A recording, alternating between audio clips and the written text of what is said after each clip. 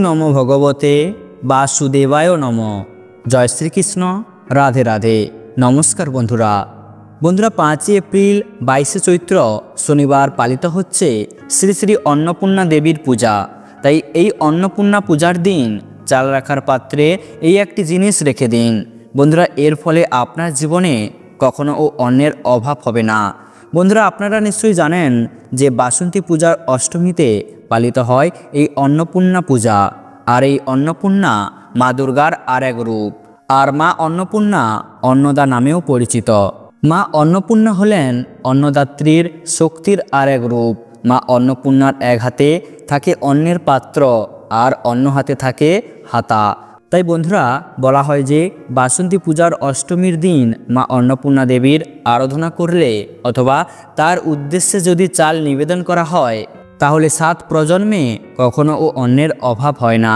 কারণ বন্ধুরা, শিবপুরাণ ও চণ্ডীপুরাণে এই বিষয়ে উল্লেখ রয়েছে যে যখন ভগবান শিব খাদ্য কষ্টের জন্য ভক্তকুলকে রক্ষা করার উদ্দেশ্যে ভিক্ষার ঝুলি যখন কাঁধে তুলে নিয়েছিলেন, তখন মা অন্নপূর্ণার কৃপাতে ওই খাদ্য অভাব দূর হয়। তাই বন্ধুরা, অবশ্যই শনিবার দিন এই অন্নপূর্ণা মায়ের পূজার দিন আপনারা অবশ্যই মায়ের পুজো করবেন। এবং আপনারা যদি কোনো কারণে মায়ের পুজো করতে না পারেন তাহলে আপনারা অবশ্যই এই ছোট্ট কার্যটি অবশ্যই করবেন। আপনারা এই দিন চাল রাখার পাত্রে এই একটি জিনিস অবশ্যই রাখবেন। এতে আপনার জীবনে কখনো অন্নের অভাব হবে না। বন্ধুরা, আজ আপনাদের সাথে এই প্রসঙ্গে বিস্তারিতভাবে আলোচনা করা হবে। তাই অবশ্যই আমার প্রিয় সকল ভক্তগণ ভিডিওটি ভক্তি, ভালোবাসা, শ্রদ্ধার সহিত অবশ্যই শ্রবণ করবেন। আর এই চ্যানেলে নতুন হয়ে থাকলে দয়া করে চ্যানেলটি সাবস্ক্রাইব করবেন, কারণ পরবর্তী সময়ে এই ধরনের নতুন নতুন ভিডিও বা তথ্য পাওয়ার জন্য। এবং ভিডিওটিতে একটি লাইক করবেন আর কমেন্টে ভক্তি, ভালোবাসা, শ্রদ্ধা দিয়ে জয় মা অন্নপূর্ণা দেবীর জয় অবশ্যই লিখবেন। আপনিও কি আপনার ঘরের নিত্য খরচে কষ্ট পাচ্ছেন? আপনি দিনরাত পরিশ্রম করেও আপনার টাকা রাখার লকারটি ভরার বদলে পরপর খালি হয়ে যাচ্ছে এবং টাকার অভাবে সবসময় পরিবারে অশান্তি, ঝগড়া লেগে থাকে। আপনার আয়ের চেয়ে খরচ বেশি হচ্ছে এবং আপনার ক্রমাগত অর্থ ফুরিয়ে যাচ্ছে।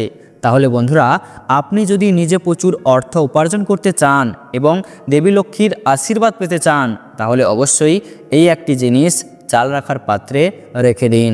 এর ফলে আপনি এত পরিমাণে অর্থ উপার্জন করতে পারবেন যে আপনার 7 প্রজন্ম বসে বসে খেতে পারবে। বন্ধুরা, এই প্রতিকারটি করার ফলে আপনি আপনার জীবনে শুধু অর্থ উপার্জন করবেন না, বরং আপনি আপনার জীবনের দারিদ্রতা থেকে মুক্তিও পাবেন। এছাড়াও আপনার কুণ্ডলিতে শুক্র এবং চন্দ্রকে শক্তিশালী করবে। তাই বন্ধুরা, আপনিও যদি চান আপনার দুঃখের দিন শেষ হোক এবং তাড়াতাড়ি সুখের দিন আগমন হোক, তাহলে আজকের এই ভিডিওটি অবশ্যই সম্পূর্ণ দেখতে থাকুন। দেখুন, যখনই হিন্দু ধর্মের কথা আসে তখন অক্ষত চালকে বিশেষ গুরুত্ব দেওয়া হয়। আর এই অক্ষত শব্দের অর্থ হলো অখণ্ড, অর্থাৎ আস্ত। অর্থাৎ যে চাল ভাঙে না সেই চালগুলিকে অক্ষত চাল হিসাবে বিবেচনা করা হয়। এবং আমাদের হিন্দু ধর্মে প্রতিটি পূজা পাঠের সময় অক্ষত চাল ব্যবহার করা হয়ে থাকে। আর আমাদের শাস্ত্র বলে যে অক্ষত হলো মা লক্ষ্মীর প্রতীক এবং এর মধ্যে সর্বদা ইতিবাচক বা পজিটিভ শক্তি প্রবাহিত থাকে। তাই বন্ধুরা, আমাদের ভারতীয় রান্নায় ভাতের একটি বিশেষ গুরুত্ব রয়েছে এবং ভারতে এমন রান্নাঘর কমই আছে যেখানে চাল নেই। তাই বন্ধুরা, বিশ্বাস করা হয় যে নারীদের রান্নাঘরে এক পাত্র চাল থাকে তিনি ওই চালের পাত্রের সাহায্যে তার বাড়িতে অনেক চমৎকারী উপায় করতে পারেন। তাই বন্ধুরা, বাস্তুশাস্ত্র মতে মহিলাদের কখনোই তাদের ঘরের চালের ভাণ্ডারকে খালি রাখা উচিত নয়। সব সময়ের জন্য চাল রাখার পাত্র খালি হয়ে যাওয়ার আগে বাজার থেকে চাল এনে ওই পাত্রটি ভরে দিতে হয়। এতে করে আপনার বাড়ির লকার সর্বদা টাকায় পূর্ণ থাকবে এবং আপনার বাড়ির খাদ্য ভাণ্ডার সর্বদা ভরা থাকবে। তাই বন্ধুরা, আপনি মা অন্নপূর্ণা দেবীর পূজার দিনে এক বাটি চাল নিয়ে হলুদ মিশিয়ে ওই চালটি হলদে করে দিন। এখন আপনি চাইলে একটি রূপোর বাটিতে রাখতে পারেন ওই চালটি আর যদি আপনার কাছে রূপোর বাটি না থাকে তাহলে আপনি লোহার তৈরি বাটি ছাড়া আপনি অন্য যে কোনো ধাতব বাটিতে ওই চালটি রাখতে পারেন। এবং বন্ধুরা ওই চালটির মধ্যে একটি হলুদ, একটি গোটা সুপারি এবং একটি 1 টাকার কয়েন রেখে ওই বাটিটি মা অন্নপূর্ণা দেবীর সামনে রাখুন। এরপর মা অন্নপূর্ণা দেবীর পূজা করুন। এরপর আপনি ওই বাটির চাল আপনার বাড়ির চালের পাত্রে হলুদ, সুপারি এবং কয়েন সহ মিশিয়ে দিন। আর অবশ্যই খেয়াল রাখবেন আপনার চালের পাত্র থেকে হলুদ, সুপারি এবং কয়েনটি বের করবেন না।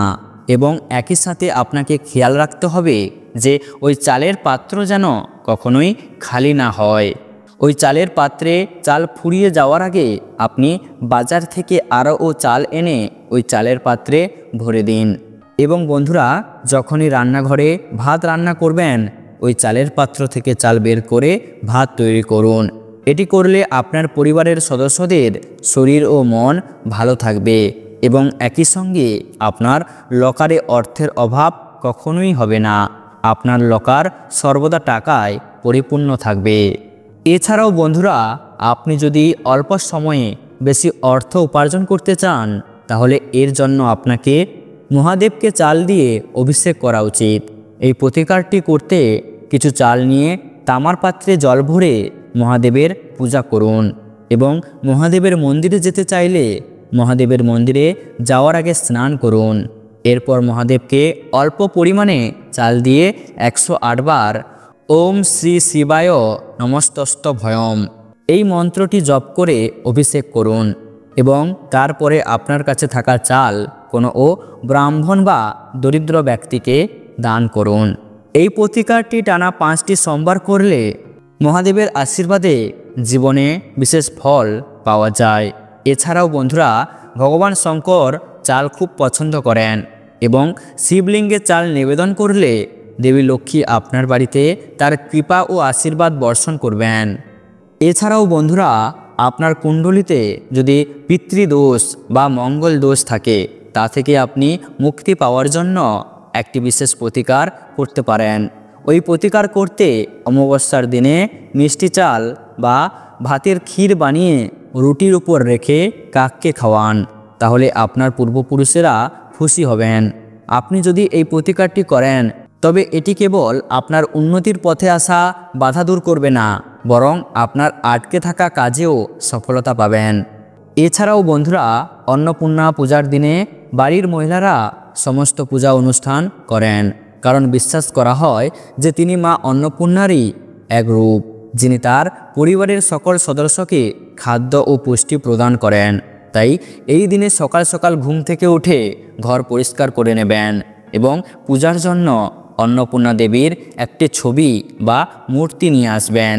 এই দিনে মহিলারা সারাদিন উপবাস করে মা অন্নপূর্ণার আশীর্বাদ কামনা করে এবং মা অন্নপূর্ণাকে খুশি করে যাতে তার ঘর খাদ্য, সম্পদ এবং সমৃদ্ধিতে ভরে ওঠে। এছাড়াও অন্নপূর্ণা ব্রতকথা পরিবেশন করে এবং অন্নপূর্ণা দেবীর স্তোত্র মন্ত্র জপ করে। এই দিনে বহু ভক্তরা গরিব দুঃখীদের খাবার এবং অর্থ দান করে। বন্ধুরা এই দিনে আপনার রান্নাঘরটি সঠিকভাবে পরিষ্কার করা উচিত। এছাড়াও প্রস্তুত নৈবেদ্যগুলি নতুন পাত্রে তৈরি করা উচিত। এছাড়াও এই দিনে প্রার্থনা এবং আচার অনুষ্ঠান করার সময় ইতিবাচকতা এবং পবিত্রতার প্রতীক হিসাবে সাদা বা হলুদ কাপড় পরতে হবে। মা অন্নপূর্ণার মূর্তিটি সঠিক দিকে স্থাপন করা উচিত, উত্তর পূর্ব দিকে না হলে পশ্চিম দিকে মুখ করে। মা অন্নপূর্ণার সামনে জল, পান পাতা এবং নারকেল, হলুদ ও সিঁদুর দিয়ে ভালো করে সাজিয়ে রাখুন, যাতে আপনি প্রচুর পরিমাণে খাদ্য এবং সম্পদের আশীর্বাদ লাভ করতে পারেন। মা অন্নদানীর ছবি বা মূর্তি সবসময় বাড়িতে রাখা উচিত, যাতে আপনার ঘর সর্বদা পুষ্টি এবং শস্যে পরিপূর্ণ থাকে। বাড়িতে অন্নদানী যন্ত্র রাখা খুবই উপকারী, কারণ মা অন্নপূর্ণা আপনাকে কখনোই খালি পেটে ঘুমোতে দেবেন না। তো বন্ধুরা ভিডিওটি আজ এই পর্যন্ত। ভিডিওটি দেখে ভালো লাগলে একটি লাইক অবশ্যই করবেন।